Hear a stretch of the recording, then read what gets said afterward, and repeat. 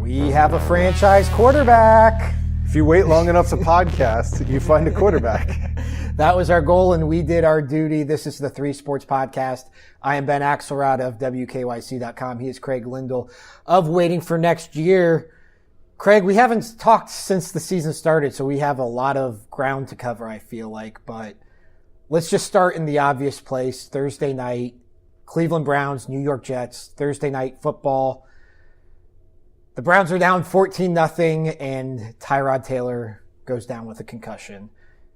I guess let's start from a fan perspective. How are you processing the game? How are you watching the game? Where were you? Because I feel like this is going to be one of those games where you'll never forget how you took it in. So I was at a super boring insurance conference in Oglebay, West Virginia, and we were in a hotel bar watching the game. There were a surprising number of Browns fans there, and it was listless. We didn't know what to do with ourselves when it was so Brownsian for them to be down 14-0 in a game that you expected them to potentially win. Mm-hmm. And it was on the verge of completely and totally getting out of hand. Yeah, no, there's no doubt about it. And that was one thing that, I was here in Cleveland. I went to the game. And you talk yourself into it. You're like, we don't deserve a happy ending. We just don't. This is who we are. We just don't deserve it. Well, so it was one of those days where it was like the day of a big Cavs playoff game or an Indians playoff game or anything like that, where there was just a buzz in the city. Yeah. And even on social media, and the Browns are 3-point favorites, and all the money, I think like 80% of the money being bet is on the Browns. And people on like social media, they're like, this is really dangerous that everybody expects the Browns to win this game. And I got out of work and I went down to tailgate and meet up with some friends, and everybody's talking like the Browns are going to win. And it's just this thing where you see it on the schedule, the Bud Light victory fridges, all that, and you're like, they're just due. They have to win. If they don't win this game, when are they ever going to win? But it ends up discounting the fact that like basically all NFL contests are 50-50 props. Yeah. Well, you see it last weekend in the NFL is you look at the Buffalo Bills, they're a 17-point underdog, and they blow the doors off the Vikings. It's the death of the survivor pool. Yeah. Everybody's gone. Yeah. And so it was very weird that everybody expected a 1-31-1 or 1-32-1 franchise. It sounds so stupid when you say it. I have this new theory I'm working on, and we're going to just wind up jumping all over the place. Yeah, we should. That if you watch professional wrestling, something that's real is called a shoot, but something that's scripted is called a work. Yeah. And I have this theory that everything in life is a work. That everything in life is just going according to script, that everybody is being set up for some sort of premise, that there's a punchline to everything, that life is a work. Sometimes we get Jimmy, and sometimes we get Mr. Haslam. Exactly. I mean, life is a work. And so as I was leaving, I went to the Steelers opener as well, and I was leaving, and they tied, obviously. In the pouring down rain. In the pouring down rain. Miserable day. All I could think about was life is a work. That of course they were going to tie. Of course, after all this build where we said there's no moral victories, that we're judging this team by its win-loss record, all that matters is winning games. Of course they tied. Of course they did the one thing that none of us were prepared to dissect or break down or even know how to feel about. And I was trolling you. Yeah. After the first 2 games, I'm like, another moral victory, Ben. Yeah. Well, I didn't feel like it was a moral victory after game 2. That felt like hello darkness, my old friend. I just kind of felt like, hey, we got a kicker. We got an easy scapegoat. It's one that's easily cut and replaced. It's one that was drafted by Sashi Brown. Yeah. Like, moral victory, here we come. Yeah. But to then, so everybody's set up for the Browns to win this game. Yes. And you get in the first half could not have gone worse. It felt very much, really that first half against Pittsburgh too, but it felt very much same old Browns. It felt very much, as somebody who has defended Hugh Jackson, I was ready for Hugh to go. I was ready for Tyrod to go. I was ready to, let's move this thing forward and salvage what's left of what's looking like a same old Browns type of season. Well, and let's talk about Tyrod for a second, because he's not supposed to look that bad. No. He was never supposed to be that bad. He didn't play that badly in Buffalo. So I'm not sure exactly what happened, whether he was hearing those footsteps of Baker Mayfield behind him or whether he just didn't take to Todd Haley's defense. Maybe they didn't have the right chemistry between the offensive coordinator and the quarterback or whatever. I don't know what the factor is. But everybody who's like, see, I told you Tyrod sucked. Like, yes, he did, for sure. I can't deny that. But why? He wasn't supposed to. No, he wasn't supposed to be this bad. No. And he wasn't. That was the thing even on the last podcast. You and I, we debated, should they at least have given Baker a shot? And I think we had some slight disagreement, but we both came away, feeling pretty comfortable that Tyrod Taylor is this team's starting quarterback. And then he was one of the three or four worst quarterbacks in the NFL through the first 2 weeks. Looking at advanced stats, he might have been the worst. I wonder if he was hurt. I wonder if that wrist injury or whatever, if they rushed him back too soon. I wonder if maybe Alex Smith last year in Kansas City had his career best season. Yep. And a lot of people attributed it to him feeling the heat of Patrick Mahomes. I wonder if maybe he was too comfortable in his role and thought, okay, we're just going to play it safe and the defense is going to win games. And we did enough in the first 2 weeks if we had a kicker. But really, you look at the first 2 weeks, if they had competent quarterback play, those games probably don't come down to a kicker. Yeah, and I throw out week 1 just because of the weather. Yeah, it was a weird game. A Hall of Famer threw 147 picks. I mean, it just when Ben Roethlisberger plays that bad. Yeah. That badly, and I know he's getting older and might have hit the ceiling, Road hit Ben. the wall. It was Road Ben. It was Road Ben. But no, there's almost no explanation for it. But he was not getting rid of the ball. He was taking too many sacks.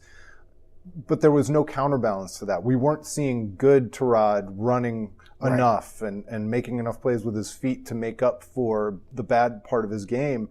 So instead of being the upper mediocre quarterback that we were supposed to see with a professional eye towards other opposing defenses, he was just the bad Tyrod. And we have lowered our bar so low for quarterback play that it was, he's only throwing one pick in the red zone. He's only throwing one devastating interception. Yeah. That he's not as bad as Deshaun Kaiser was. He's not as bad as Austin Davis was. Our bar was so low that, hey, if he's in the top 32 of quarterbacks, that's better than what we've had before.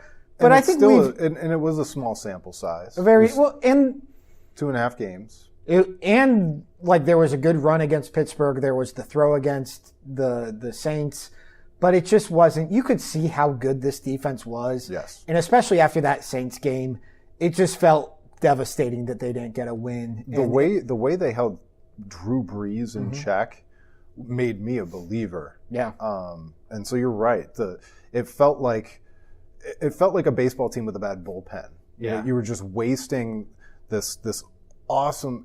It's odd that I would say a bullpen because I'm equating the Browns defense with a baseball offense. Right. But it just felt like we were wasting them with I think all the that's other things. completely valid. I mean, that's you look at what they did holding Roethlisberger and Breeze in check. And the emergence of stars, whether we're talking about Denzel Ward or Myles Garrett, I mean, just to have those stars emerge and not have it pay off with wins is devastating. Right. It did not, especially that Saints game to me, did not feel like a moral victory. I was pretty much joking. No, I know you were. Moral victory. I actually, we had this little discussion on Twitter. I thought it was in terms of heartbreaking Browns losses, I thought it was right up there. I thought it was right there with the helmet game because I know a lot of people said the kick six. That season was lost. That season, whatever happened past September that season didn't really matter. That's a good point, but that Saints game had stakes. That kick six, being against Baltimore, but the Baltimore rivalry hasn't meant anything. It still hurts my soul.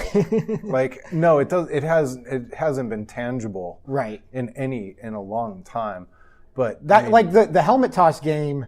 It was such a weird way to lose, and so that's why it's up there. But it was also the opener, so it kind of set the tone. And I think that was actually the year they made the playoffs and went 9-7. This might be part of our age difference too, because when Baltimore won their first Super Bowl over the Giants, I was in college already. Yeah, and that was so hard to watch. We didn't have a football team at all, and here our old team was winning the Super Bowl. Right. the only football game. What, 4 years later? It just was a killer. Yeah, I remember it, and I remember rooting for the Giants because, like, that's who my dad told me to root for. But, like, I didn't have any true, like, emotional attachment. But, yeah, it's also, look, so the Browns are going to play the Ravens here in a week. Yep. And that now feels like a big rivalry game because the Browns will have actual stakes one way or another, whether they're 1-2-1 or 2-1-1 attached to that game. Or 1-1-2. You know, I'm not. That's my bold prediction is the Browns will have one more tie this season. I think that's completely in play. So I think we kind of buried the lead. Yeah. So let's talk about Baker, man. I saw it in one pass. I saw Tyrod left so much to be desired. Mm-hmm. And if I had to see one more QB draw on 3rd and 4 that got stuffed after 2 yards, like, I was ready to blow the whole thing up. Well, it's interesting that you say the draw too, because when Carlos Hyde started getting off with Baker Mayfield, that was a solidifying moment for me. I knew he could place the ball, and I knew that he would fire the ball quickly, but to see the benefits pay out to the running game and all phases of the offense, and to see Njoku catch a pass and Landry catch a pass and Higgins catch a pass, and just see that ball spread around, that's what really, like, took it to that next level of excitement for me. No, and I think that's a good point. And also, I wasn't a Baker Mayfield believer coming out of college. Like, I talked myself into it after the draft, like we all do. Because what are you going to do? What choice do you have? You're going to root against Josh Allen as a Bills fan? Right. No. And there's all the hype around him, and there is, you know, if you allow yourself to enjoy him, there's stuff to enjoy about Baker Mayfield just as a star athlete. And all the Johnny Manziel bad dude comparisons were totally unfounded. Right. But I was not a Baker Mayfield believer in the sense that my thinking was this franchise is 1-31.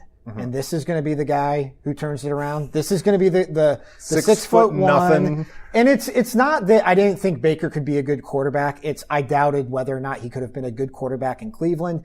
And whenever it's what's the precedent for a guy who looks like this being a good quarterback, you point to Drew Brees and maybe Russell Wilson. Yeah. And those are the exceptions to the rule of what a franchise quarterback typically looks at. So my whole thing, and I don't think this was unsound, was just take Sam Darnold, take the guy who looks the part. And I still think Sam Darnold's going to be a good quarterback, but just take the guy. I don't want to say he was the safest pick necessarily, but he probably was. But the irony in that is, so the fear is that Baker Mayfield is this college-style quarterback, right? Yep. With Tyrod Taylor, the Browns were running a college-style offense. I mean, that was a college offense, the way they were playing, the way they were designing runs, the way they were relying on the quarterback run. That was a college offense. And then you see Baker Mayfield come in, and ironically enough, it looks like a pro offense, and it looks like a good pro offense. And we've seen it, too, because Tyrod Taylor is obviously better than JT Barrett, but you look at... It's a very apt comparison. You look at how opposing defenses for Ohio State in JT Barrett's 7th season didn't have to respect the long ball, anything over the top at all. They were just able to load up and take away the 3 things that he did well. That's exactly what they did to Tyrod in the first 2.5 weeks. Yeah, well, and that's exactly what the Jets were doing. Yep. And you saw it. Baker came in and... I joke that I saw it in one play, but really he fired the ball down the field in the middle of the field, which Tyrod was not doing. And you look at the box scores and it's like David Njoku should have more than 4 catches. And he had over 8 yards per attempt or completion. And there were 2 drops in there as well. Yeah. And so Baker's numbers were even more ridiculous than what we even saw in the box score. Yeah. And he's moving the ball downfield. And that was the one thing it felt like. Even if you throw out the first game, the second game was in a dome. It felt like Tyrod was moving side to side, whereas Baker was really moving vertically for the first time we've seen since it feels like Derek Anderson. So this is the question that I need to ask you because it's one that I've seen everybody talking about all the time. How much do you now look back? I mean, the people who hate Hugh Jackson are going, well, if we'd been smart enough to start him from the beginning, we'd be 3-0. Right. How much do you allow yourself to look back, and how much do you just kind of say, hey, some things work out, you have a plan, and then you have to deviate from the plan? I think the frustration in terms of thinking that way, like it's hard to do, and I'm a big butterfly effect believer, and so it's like if you go back and change one thing, you change everything. Changes. Like it's people who when JR made the boneheaded play against the Warriors, and then the Cavs actually kept it close in Game 2 for like a half. They're like, see, maybe if the Cavs had come in this game with some, you can't do that. You don't know how the Warriors respond if the Cavs win that game. You don't know how any of this changes. So I'm a big butterfly effect believer. So if Baker starts with the Browns 3-0, probably not, maybe, but probably the not. only butterfly effect thing that I say for sure is that if the Browns had chosen a different kicker coming out of training camp, they would have been Patrick Murray. Yeah, they would have been 1-0-1. Yeah, I think so too. And that's the other thing is that opener, you kind of like it's probably good it was a tie because you can just throw it out. And the Browns were fortunate that game was a tie. I mean, they were down 21-7. They earned the tie in the fourth quarter. They were fortunate. They earned the tie. My frustration, though, from it is that the Browns did not allow themselves to even have that conversation. That they went into it very, very intent on Tyrod Taylor being the starting quarterback, and they didn't even allow themselves to consider the idea that Baker Mayfield was the better quarterback on the roster. I guess that's where my frustration. And I don't know if Baker wins the competition. I don't know how any of that shakes out because, again, Tyrod. I mean, I know it's the preseason. He looked good in that opener against. The Giants, he looked fine. I mean, he looked good in training camp. Njoku went for 2 touchdowns. Yeah. And nobody, I mean, from the people who covered training camp every day, they were saying good things about Baker, but nobody was really saying he should be. I mean, people were actually saying Tyrod should be the starter.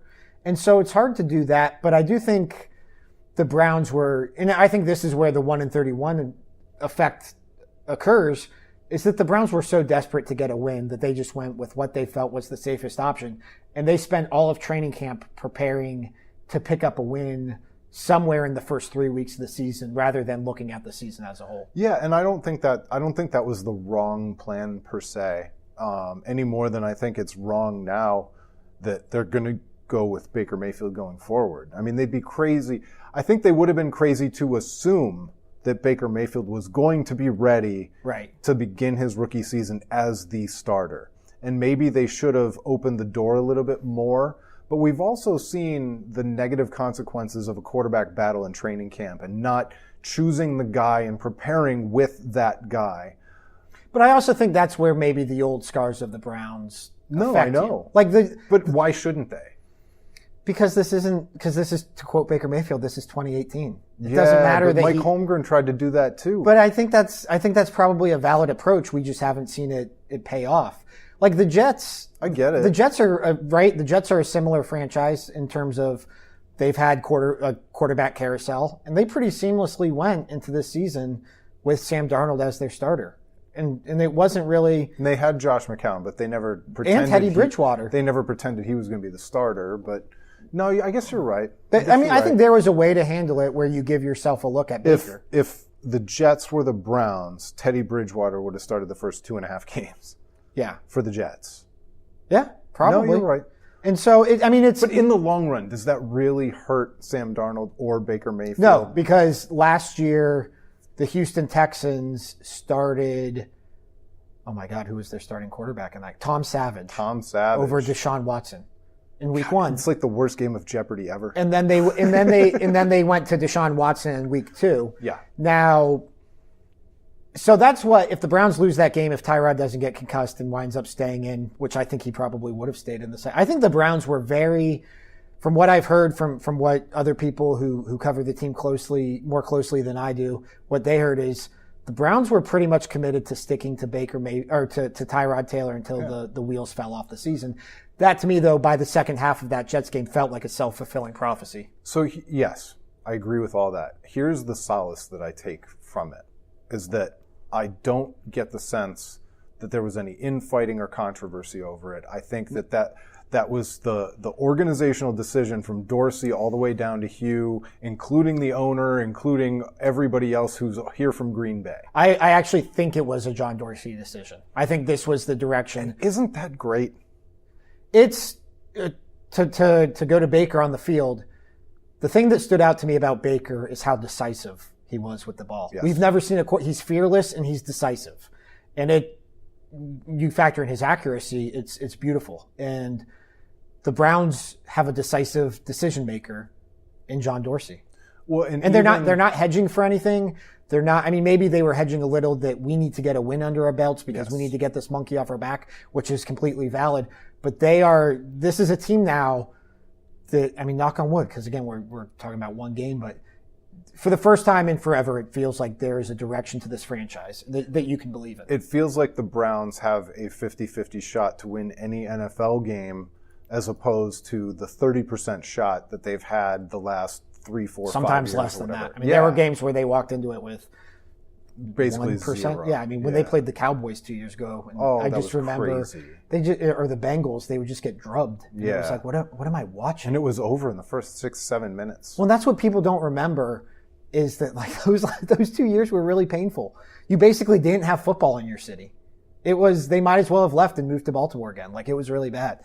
And but it's not just Baker, right? It's Denzel Ward. It's Myles Garrett. It's Larry Ogunjobi. It's, Joe Schobert's played well. Jabril Peppers, by the way. It's Jarvis Landry. Yeah. And Demarius Randall, the veterans that they brought in. And I've talked about the Browns being a two-party system with Sashi and all that. Let's see, how long are we into this? I think we are 22 minutes in. This is a record. I think we have not gone 22 minutes without talking about Sashi before. We need to stop. We have to. We need to stop this, and I'm guilty of it too, but like, I was right, you were wrong. Yeah. I'm a Sashi guy, you weren't, so you can't root for Larry Ogunjobi. This is my victory. This is my victory lap, is I get to root for Larry Ogunjobi and you don't. Like, they're the Cleveland Browns. Yes. And their roster is composed of guys largely from the 2017 draft who Sashi drafted, because the 2016 draft was terrible. But guys who Sashi picked and guys who John Dorsey acquired, and that's this roster. There's some Ray Farmer guys left around, although I think it's like 2 of them. Yeah. But that's the reality of this roster, and these are your Cleveland Browns. And for the first time in a long time, we can talk about them in terms of, did they win on Sunday? Yes. Although I have to drag us back, because over the past weekend, and I'll use a name because I would say it to his face, and I'm not trashing him. I just disagree with him. But I was listening to Chris Fedor on 92.3, and he was concocting ways in which Sashi Brown gets all the credit for Denzel Ward and Baker Mayfield. It doesn't work that way. It doesn't. Like, he acquired those picks, but I think we've all decided that stinking to have high draft picks is kind of an easy thing. Right. Putting a football team together that can win games is the hard thing, and the best you can say for Sashi is he never was given the chance to at that cash in moment, because he kept pushing it off, and he was fired before he would have cashed in on this draft too. He would have drafted a quarterback. Yeah.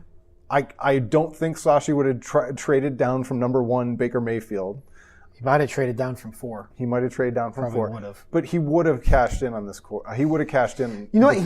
He would have. Time. And analytics ironically point to Baker Mayfield, like he was the analytic darling. How crazy is that? But I also wonder about the stink of 1-31 and whether that would have steered him in the safe direction to Sam Darnold. Well, and on top of that, we know for a fact that Jimmy Haslam had undue influence on the whole A.J. McCarron thing, as well as Hugh Jackson. Would Sashi have had the fortitude to stand up to the owner and this and that and the other? I mean, John Dorsey, you get the feeling like he got consensus, but he was going to do what he wanted to do no matter what, because he was granted that power and he had the political capital to do that. Right. It's impossible. It's impossible. Well, it's kind of the Chris Grant theory. And you're probably right. We do need to just leave it behind. Yeah. Well, I'd like to. And now that we can actually care about the games on Sunday, I'm rooting for Larry Ogunjobi. I'm rooting, obviously, for Myles Garrett. If Corey Coleman was still here, I'd be rooting for him too. I wanted Corey Coleman to break out like no other. He might have with Baker Mayfield. He might have. He might not have run the right routes. He might not have. Yeah. But what we do know is that the Browns could not have survived Corey Coleman and Josh Gordon running the wrong routes. Well, that's what the Patriots have in practice right now. How ironic is that, by the way, that the Browns finally win a game? I know Baker Mayfield coming in for a concussed Tyrod Taylor has nothing to do with Josh Gordon, but how ironic is it that they finally win a game right after they get rid of arguably one of the most talented players on the team? Well, it's funny. I tweeted out the night that Josh Gordon.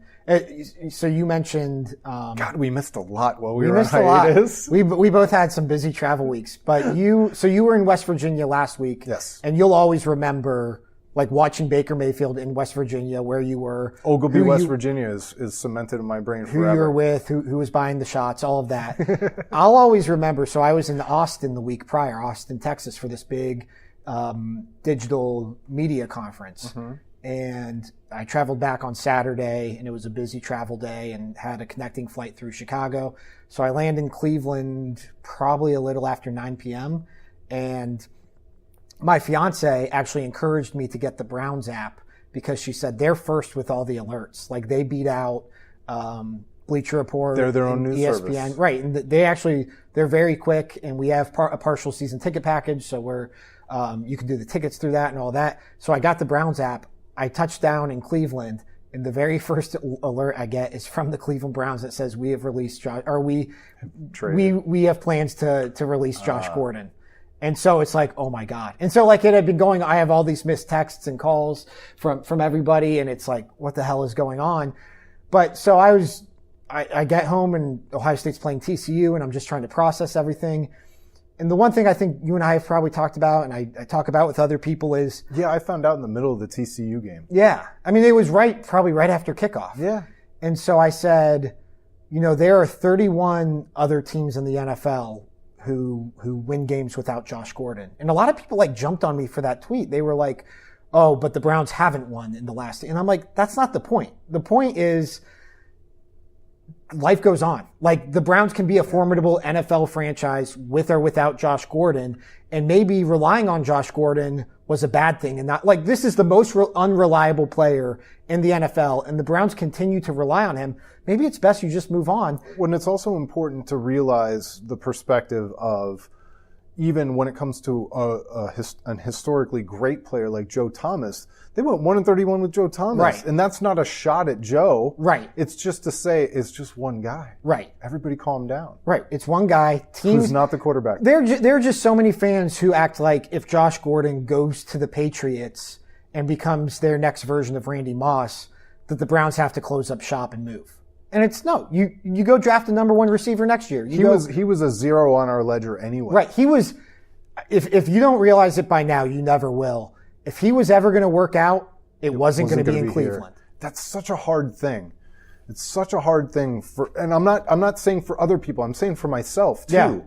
Yeah. It's like if Kyrie Irving goes and wins another championship with the Celtics, it wasn't going to happen here. Right. He'd already turned the page. Mm-hmm. He was gone.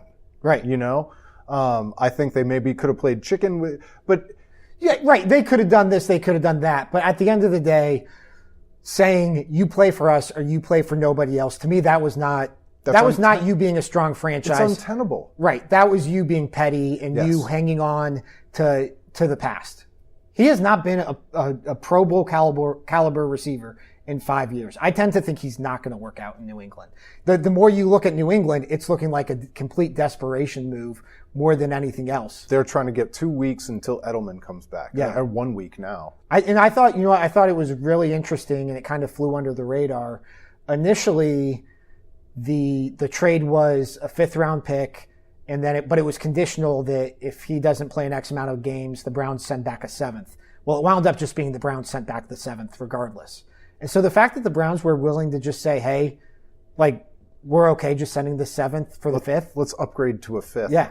I think that tells you about how the Browns think this thing's going to work out. And maybe the Browns will be wrong. The Browns have been wrong before. Sure. But if this is a new era of Cleveland Browns football, again, I didn't think about Josh Gordon on Thursday night once. I didn't either. It wasn't until the next day I saw a funny tweet. How amazing is that? I saw a funny tweet that said, how are the Browns pulling this off without Josh Gordon running the wrong routes? It's crazy, though. Yeah. It's crazy. But once you have that quarterback, too, you do always kind of wonder, well, what could Corey Coleman have done? What could Josh Gordon have done? But you're right. You're right. But you know what? I'm excited about Jarvis Landry, and I'm excited about what Antonio Cal. I think he's been one of the most pleasant surprises. I'm excited about Njoku and Higgins. Yeah. Look at me. You know, I don't. It's strange. Like, I don't have any delusions that Higgins is going to be Antonio Brown or even a number 2 receiver in the NFL.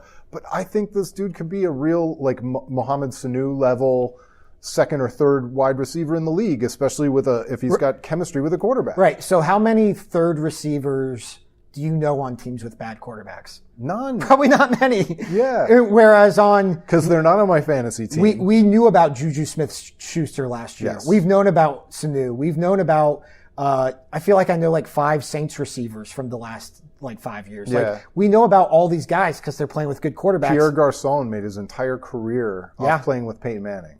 Yeah. I mean, it's about the quarterback, and it's so simple to say, and we'll see how it works out. But that was, we always give the Steelers credit for being able to draft receivers. How much of it was just Ben Roethlisberger being untackleable, right? And finding guys breaking free on improvised plays. And he's got an arm; he could throw over the top. Yeah. In his career, I hate complimenting Ben Roethlisberger. I hate it. But facts are facts. Yeah.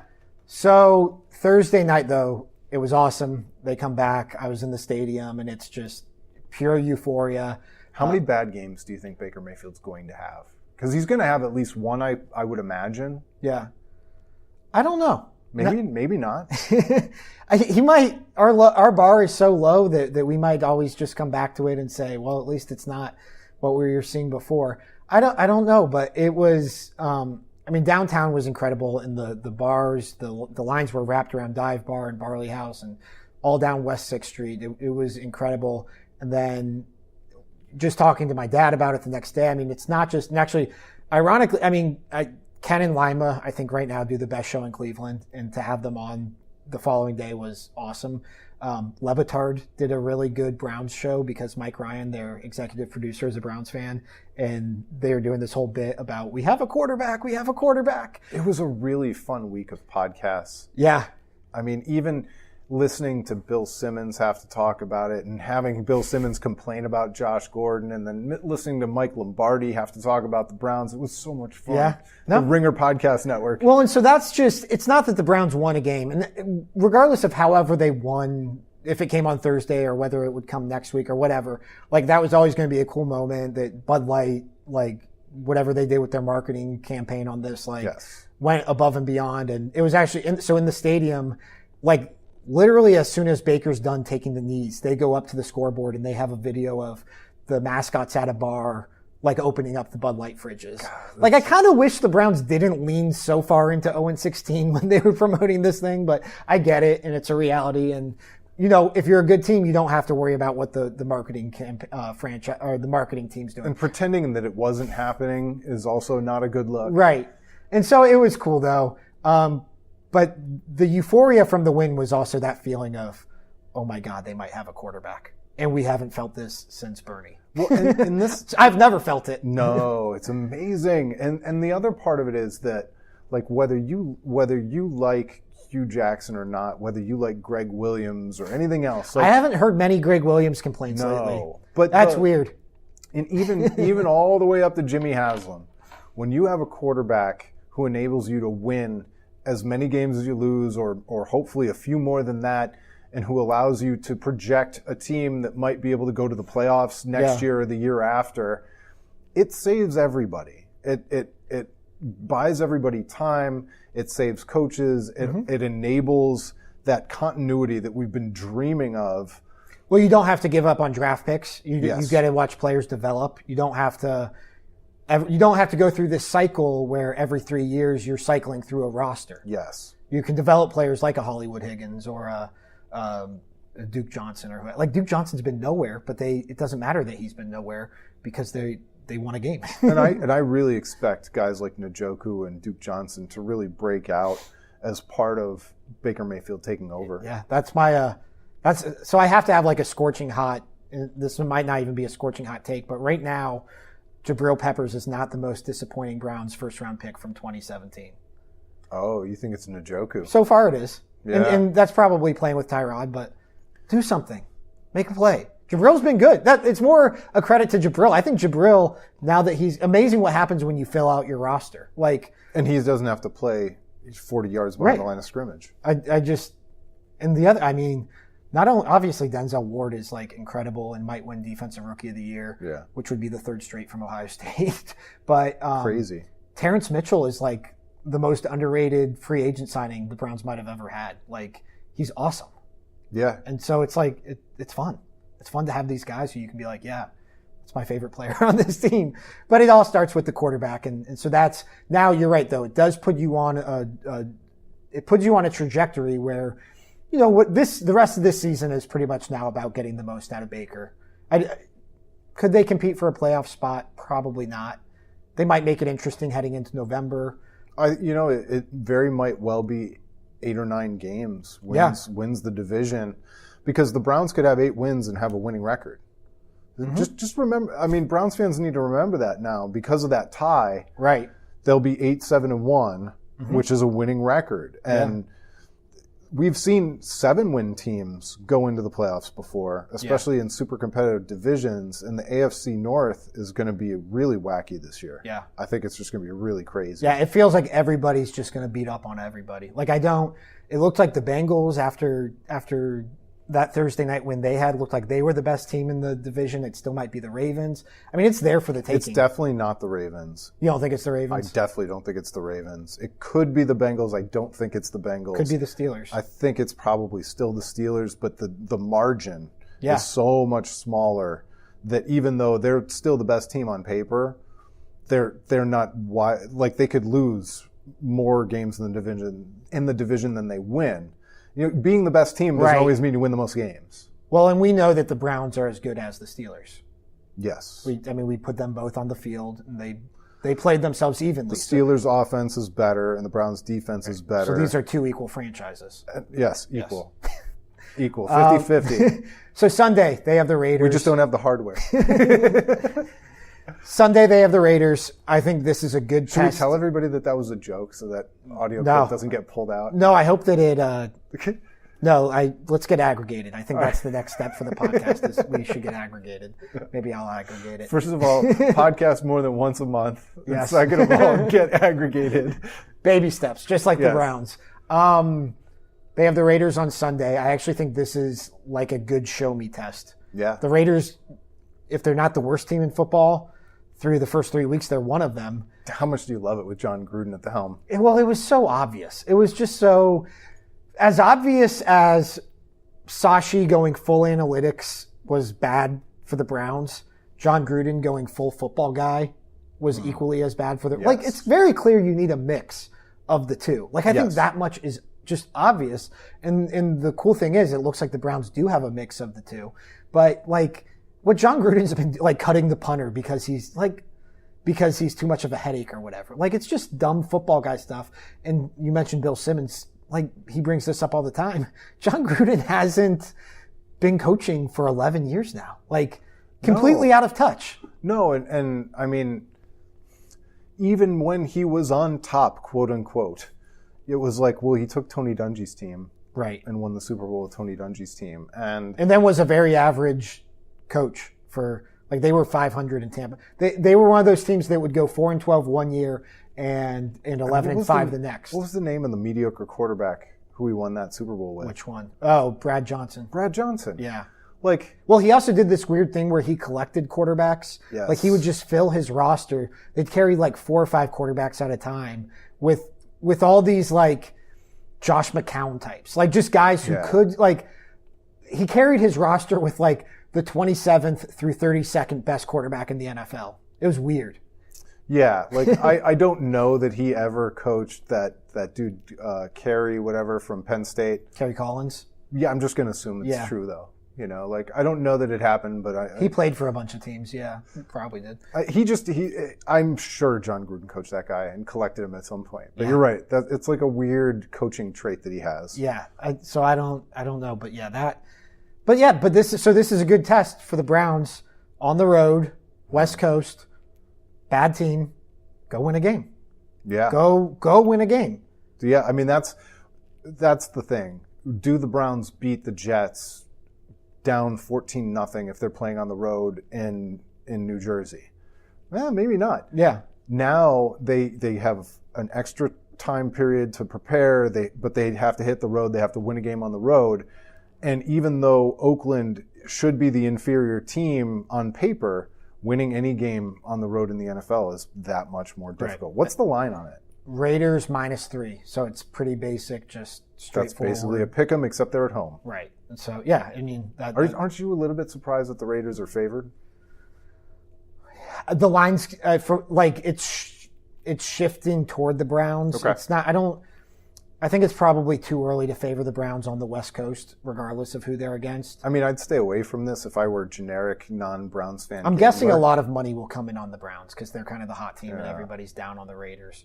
But it also might be... And Baker Mayfield might still be underpriced. The worrisome thing about it is you saw on Sunday, like, all those surprise games were just teams who were 0-2 saying, I do not want to go through the rest of the season not mattering. So it's like, for the Raiders, it's the Mangini game, right? Where it's their backs against the wall. I fully expect the Bills to lose every game.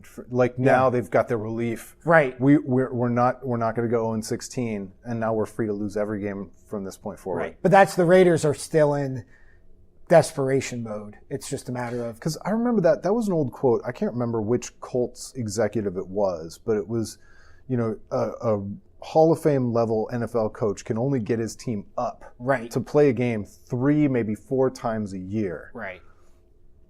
When it's the Bills, it's 1, maybe 2. Right. And they won their game. So they might not have any hey, let's get up for this game left. Right. Well, makes it all the more amazing the Browns didn't win a game last season. And we're really a blocked field goal away from doing it in 2016. I hate to do this, but it's all the more amazing that this team didn't quit. Yeah. Oh, yeah. They got up for those last 4 or 5 games because they did everything they could to try not to be an 0-16 team. Yeah. We've come a long way since Browns fans were mad at the team for beating the Chargers 2 years ago. There was a contingent of you out there who were mad at the Browns for beating the Chargers because you're worried about their status in the draft. I think they fell to the number 2 pick that year. So for that moment, for that day, and then later the 49ers in the day, came back and won. Yes. Christmas Eve. I'll never forget it. For me though, the last 2 years was just ambivalence. I didn't care that they went 0-16. I really didn't. I didn't care. Because I never felt like they had a chance to do anything more than 3-13 anyways. When 3-13 is your ceiling and you feel that, it's a really defeating feeling. It's a really worthless, there's a big difference between the Browns winning this past Thursday and now feeling like this season matters, and the Browns winning this past Thursday and feeling like, well, there's one of their 3 wins. Yeah. How can you run a franchise where 6 wins is meaningful? It's it's right here. Right. This is it. This is it. Yeah. Let's do 2 quick hitters. Indians? Yeah? I want to take more time on the Indians next week. Okay. I want to prepare a little bit. We'll do that. But I want to know your impressions from Cavs Media Day. Yeah. Not that we've got a long time till the NBA matters. I know. But Media Day without LeBron, second year without Kyrie, we've got Kevin Love being the leader of the team. What's the vibe in that room? Because LeBron creates this vacuum. He's so big. He's like a black hole in space. He's all encompassing. Right. He's the world revolves around LeBron. Yes. He is the sun. So now that he's gone, I assume there was far fewer media there. But just what's the feeling of the room? Yeah, there were less national people there, and it's still well covered though. It's still. You go to they bring Ty Lue and they bring Kevin Love and they bring a handful of players through the podium. There's always questions. There's always time for more if you wanted it. And it wasn't, so I wasn't here in 2010, the first time LeBron left. I would imagine that Cavs Media Day was pretty depressing. I would imagine that was I covered a preseason game that preseason in Columbus. And that was depressing. Just seeing the locker room, and it's they have Boobie Gibson and Jamario Moon. Yeah, Vermont Sessions might play a lot. It was just there wasn't anything to that season. This season, at least, it feels like they have direction. And what that direction is still to be determined. So I guess maybe you could say they don't have direction, but they kind of are a pick your own, choose your own adventure book. Yeah. So the company line right now is we want to compete, no tanking. We want to compete for a playoff spot. And really you look at their roster and they probably have a chance to do that if Kevin Love plays at an all-star level. And they need one guy to step up. If let's say Rodney Hood steps up. They need Rodney Hood or Jetty. Or Colin Sexton is the rookie of the year. Yes. Let's say that happens. This team could probably be the 7 or 6 seed. And maybe heading into the new arena, you feel like that's something you can build on. And if Sexton is rookie of the year candidate. Yeah. It's worth getting to the playoffs just to get him that experience, regardless of what happens to that pick. And so I think, I don't like, because some people I know, and there are people who think the Cavs just couldn't be that good. That's a really unrealistic, very optimistic look at how this season could play out. And I get it. But I think that's what the Cavs want to happen. Yes. But I also think the thing like a Pacers last year kind of a situation. I think that's kind of the model and they would want Rodney Hood to emerge and be Victor Oladipo and do all that. It's probably very far-fetched. I think Kevin Love is Victor Oladipo. Yeah, okay, yeah. But no, you're absolutely right, because Miles Turner and all these other kind of, is he a guy or is he just a guy? Right.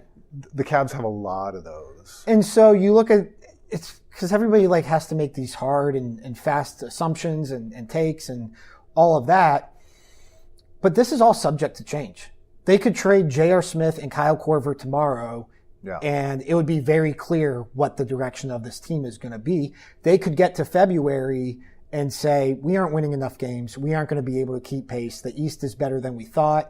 Let's trade away some pieces. Let's shut down Kevin Love, and let's secure that draft pick. But they also might be able to trade away Kyle Korver and J.R. Smith and not be any worse. Yeah, that's in play. But they could also shut down Love. They could give the bulk of the point guard minutes to Sexton, trade off George Hill. They could do a lot. I forgot about George Hill. Yeah, a lot of people did. He's like your canary in the coal mine to whether the team believes in themselves or not. Right. Well, so I wrote something today about what this team's starting lineup is going to be. And again, people are making, I know Joe Varden went on a podcast, I think the Dunked On podcast, and he gave his prediction for what the starting lineup would be. If you look at the pictures from the first few days of training camp, you can kind of piece together that it's probably going to be Hill, Hood, Jetty, Love, and Tristan. And that makes a lot of sense. But again, it's all subject to change. They could easily put Sexton in there for Hill. And NBA minutes are really fluid. Right, and they could put Nance in there for I mean, look at the Cavs were a quote-unquote good team last season, and they played 57 different starting lineups. This is all subject to change. So I think that's, to me, what this Cavs season comes down to is probably the All-Star break is a good, and that coincides, I think, with the trade deadline now. That's probably a good measuring stick for this team and what they'll do after that. To me, I'm far more interested with how they approach the post-All-Star break than what they do heading into it. Yeah. Well, it's certainly an interesting team. It's interesting in a totally different way. But I understand a lot of Cavs fans that I talk to who say they're almost more excited for this season than they were last year because we had taken LeBron for granted, because LeBron had convinced us that for him the regular season was basically meaningless. Mm-hmm. And it was such an awkward walk with Derrick Rose and all the weird pieces. Dwayne Wade, longtime Cavalier Dwayne Wade. Retirement tour. January 25th, stops in Cleveland. Maybe with Jimmy Butler. Probably. So last thing, how did it feel to see LeBron do media day with the Lakers?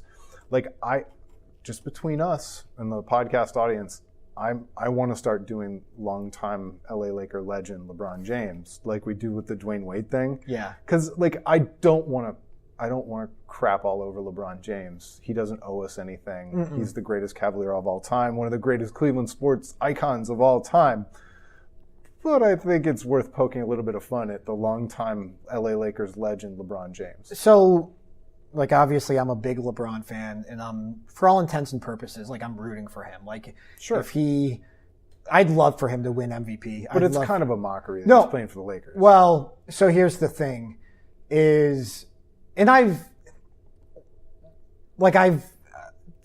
Suedo defended him, like, kind of over all this, going to the Lakers, and how there's still another move to be made, especially since they bought out Luol Deng. Yes.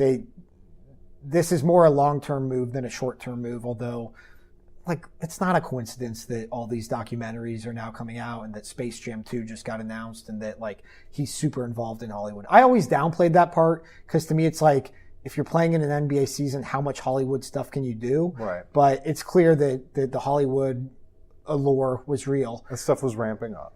The biggest takeaway I have from LeBron at Media Day with the Lakers is after years of seeing him in Media Day pictures with Dwayne Wade and Chris Bosh and Kyrie Irving and Kevin Love, those pictures of him next to Lonzo Ball, Kyle Kuzma, and Brandon Ingram are very underwhelming. And it's like, it feels like, did he take any pictures with Stevenson? I don't think he did. No, I'm surprised they didn't post for one.